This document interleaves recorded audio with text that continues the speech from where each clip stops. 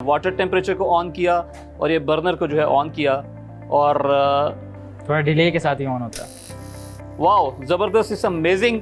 ये गीज़र के साथ साथ इंडस्ट्री में भी यूज़ किया जा सकता है, आपके घर के स्टोव में भी इजीली यूज़ हो सकता है। जहाँ इसको आप मतलब डिफरेंट प्रोडक्ट्स में इसी टेक्नोलॉजी को आप इस्तेमाल कर जहाँ सकते पर हैं। बर्नर का यूज़ होता है और आप चाह रहे हैं कि आप उसको अपने फ़ोन से कर लें कंट्रोल, इजीली वहाँ पे हो सकता है। जहां इंटरनेट ऑफ थिंग्स IoT दिन ब दिन पूरी दुनिया में अपनी जगह बना रही है, वहीं पाकिस्तानी साइबर किड हुजैर अवान ने IoT गीजर की इजाद से पाकिस्तान को एक नई और मुनफरिद इनोवेशन के जरिए सुरखरू किया। ये इजाद ना सिर्फ पाकिस्तान बल्कि पूरी दुनिया के लिए होम ऑटोमेशन में आसानी पैदा करेगी।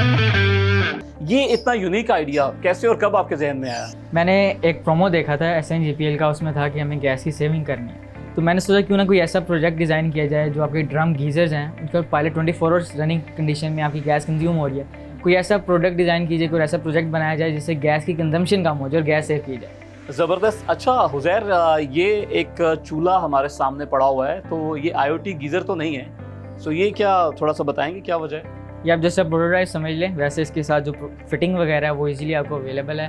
ड्रम जो गीज़र्स हैं उनके लिए, क्योंकि गीज़र जो है ना आपके घर के बड़े कोने में पड़े होते हैं साहब, उधर इस तरह की लाइट भी नहीं होती, कैमरा की तो वो वीडियो दिखाना रिकॉर्डिंग जो है थोड़ा टफ हो जाता है। व्यूअर्स को दिखाना थोड़ा मुश्किल हो जाता था कि वो अगर आपको गीज़र दिखाते तो वो आपके लिए थोड़ा मसला होता, तो इसलिए फ़िलहाल ये चूल्हा जो है प्रेजेंटेशन के लिए रखा था कि आपको समझ आ सके कि ये टेक्नोलॉजी काम कैसे करती है। अल्टीमेटली ये यूज़ गीज़र के लिए ही किया जाएगा।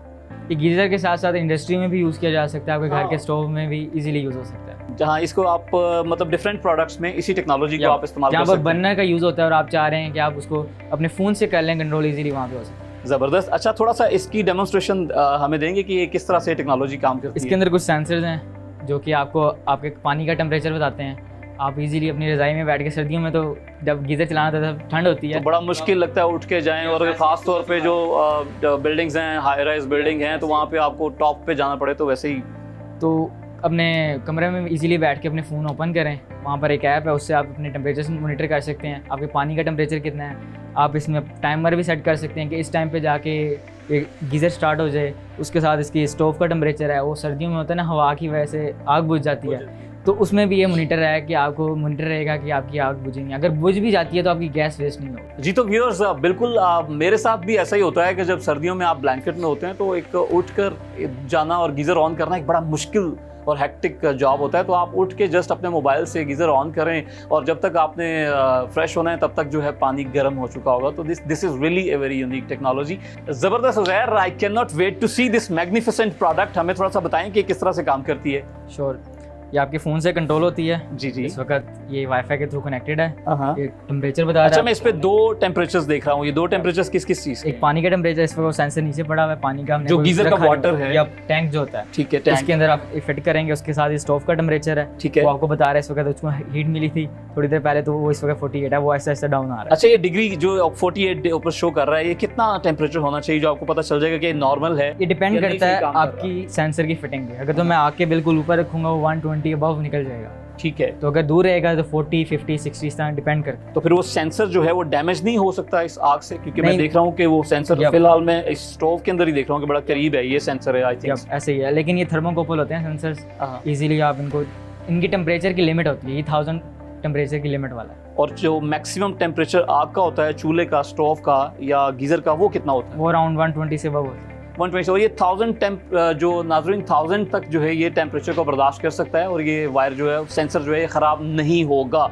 सो अभी जो है इसको जला के दिखाएं बर्नर को, किस तरह से वो काम करेगा। ये मैं 2 बटन ऑन किए हैं और ये ऑन हो। अच्छा, दोनों बटन्स को आपने ऑन किया है, वाटर टेम्परेचर के बटन को और जो ये सेंसर का बटन है, दोनों को मोबाइल के ऊपर क्लिक करते ही विद इन नो टाइम जो है बर्नर हमारे सामने स्टोव का ऑन हो गया। जब मैंने ऑफ कर दिया तो टाइम के साथ साथ ऑफ हो जाएगा। बिल्कुल ठीक है। अच्छा, ये अभी तो हम जो ये डेमोन्स्ट्रेशन ले रहे हैं, ये ले रहे हैं चूल्हे के ऊपर, ठीक है। तो इसका मतलब ये सेंसर जो है ये घरों में जो डोमेस्टिक हमारे स्टोव यूज़ होते हैं, इलेक्ट्रिक, अमूमन हम देखते हैं कि वो ऐसे बटन दबाया तो वो इलेक्ट्रिसिटी से जो चूल्हा जल जाता है, तो ये उसकी भी रिप्लेसमेंट हो सकता है। ये जस्ट अ प्रोटोटाइप है।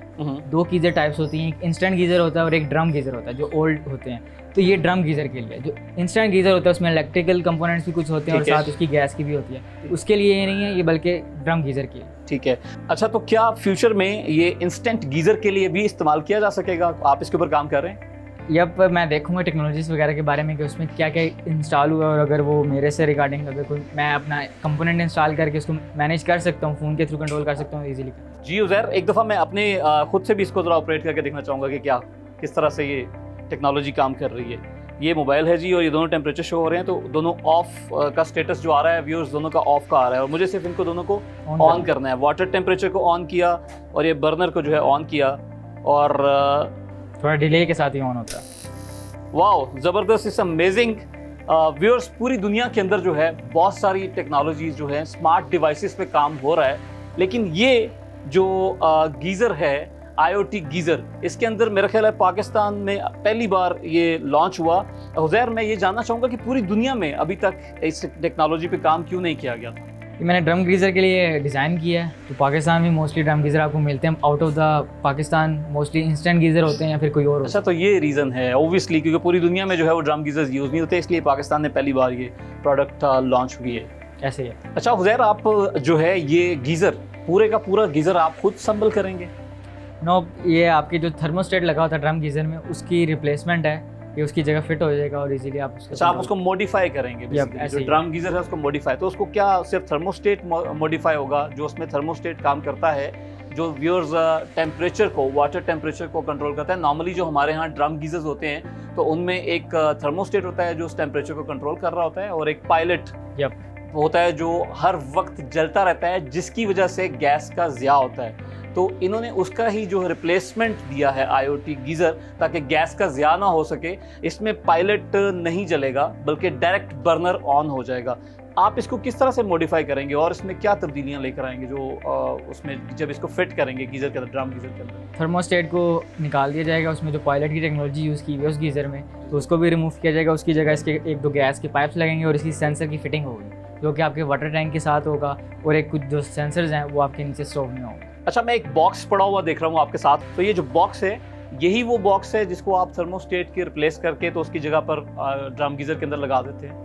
यही बॉक्स है, इसके अंदर मैंने कुछ सेंसर्स वगैरह की एडिशन किया और सारा कुछ सर्किट डिज़ाइन किया हुआ है, जिसके अंदर माइक्रो कंट्रोलर है, तो वो आपके फ़ोन के साथ कंट्रोल होता है वाईफाई के थ्रू, वो सेंसर उसमें लगे हुए हैं, तो वही सारे सिग्नल सेंड करता है, वही सारे सिग्नल रिसीव करता है। तो मेन जो आप कह लें कंप्यूटर का जो ब्रेन होता है, उसी तरह ये भी उसी तरह काम करता है जिस तरह एक CPU काम कर रहा है। तो आप कह सकते हैं कि ये इस गीज़र का जो है वो ये ब्रेन है या CPU है।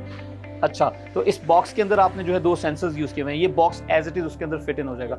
तो इस मॉडिफिकेशन के अंदर कोई ऐसी के तब्दीली करते हुए कोई ऐसी ख़राबी तो नहीं आ जाएगी जो कल को नुकसान हो, या जैसे आपने बताया था कि 1000, ये जो सेंसर इसके अंदर लगा हुआ है 1000 तक का टेम्परेचर बर्दाश्त कर लेता है, तो ये बॉक्स कितना टेम्परेचर बर्दाश्त कर सकेगा? इसकी बॉक्स से out of the geyser install किया जाएगा, आउट ऑफ द गीज़र होगा। बाकी जो सर्दी वगैरह है, गर्मी है, जो धूप वगैरह होगा फैक्टर, वो मैंने देखा हुआ, उससे रिगार्डिंग इसके अंदर इंसुलेशन वगैरह की जा सकती है जी।